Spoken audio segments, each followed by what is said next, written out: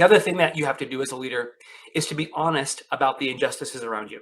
There are processes that disadvantage people. If there are privileged roles in your organization, and there are, if you're in a technology firm, I bet your engineers are privileged. If you're in a high growth firm, I bet your salespeople are privileged. If you're in a brand driven firm, I bet your marketers are privileged, and I'm not suggesting that we have to somehow have this false egalitarian sense that all workers created equal. It's not, but all people are. And Yeah. if those privileges disadvantaged others and people feel like they can't be as successful, now you've unleveled the playing field.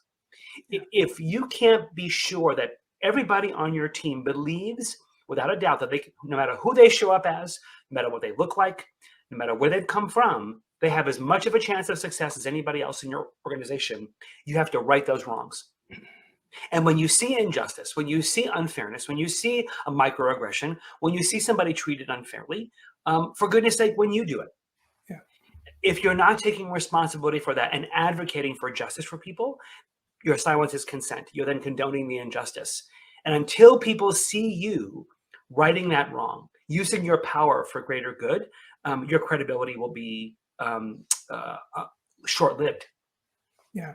And I don't know what you see in your work, but one of the things that comes up a lot is that, many leaders, regardless of the level that they happen to be at, sometimes just act as bystanders, right? They see things happening where they should, be stepping up, should be calling out the injustice, should be righting a wrong, and then just maybe because it doesn't affect them personally or it's too much effort, just kind of watch and observe, but don't necessarily kind of get involved. And I think that's the other thing that's compelling about your ideas, is that, in order for to make this happen, leaders are going to require courage, because righting a wrong, calling out an injustice isn't going to be for the faint of heart. What's your take on that? What's been your experience? That's absolutely true, Vince.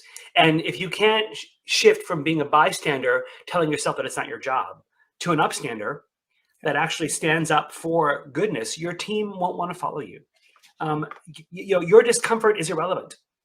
It's interesting, but the reality is, if you're a leader, others are wanting to emulate and follow you. They're wanting to follow your example, and your silence will set an example. Here's a simple litmus test: if you don't have somebody coming into your office once or twice a week saying something to you that makes you uncomfortable, you can be very confident your leadership sucks, because they're telling somebody. And if you're not modeling the example of what it means to say hard things to people in compassion and love, not like a jerk, then you can best assure people aren't going to give you that same regard. And your people need to see you not just fighting for them, but fighting for what's right, and not tolerating BS, not tolerating nonsense.